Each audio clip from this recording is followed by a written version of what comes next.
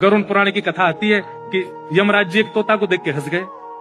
तो तोता बोला कोई और हंस जाए तो बात बनेगी, यमराज हंस रहा है। तोते के मित्र थे गरुड़ जी, भगवान के वाहन। तो अपनी पहुंच लगाते हैं ना लोग, जब संकट में आते हैं तो अपनी पहुंच लगाते हैं, जैक लगाते हैं, हाथ पांव फड़ाते हैं। गरुड़ जी को कहा कि भैया तुम कैसे भी एक काम करवा दो। बोले क्या? ये यमराज जी मुझे देख के हंस गए हैं, मुझे लग रहा है अब मेरे जीवन के दिन 4 बचे हैं।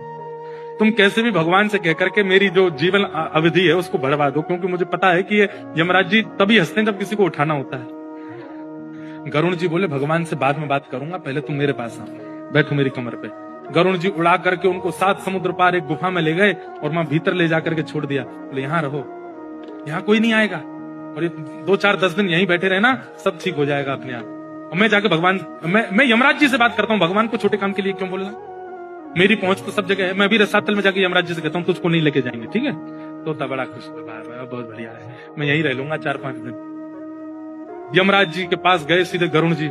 गरुड़ जी तो भगवान के वाहन है, सब खड़े होते हैं, उनको देख के यमराज जी बोले आइए आइए। कैसे आए? बोले हम बस एक बात कहने आए हैं, फिर हमको जाना है वैकुंठ।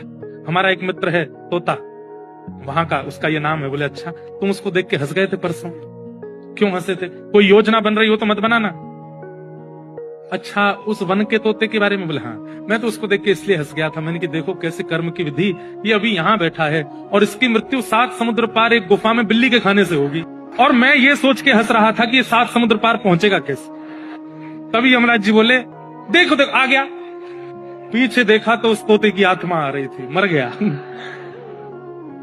गरुड़ जी बोले मैं ही छोड़ के आया था इसे।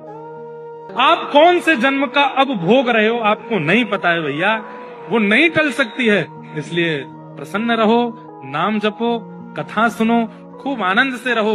इस बात का दोष मत दिया करो कि हम इतना अच्छा करते हैं, हमारे साथ बुरा क्यों होता है।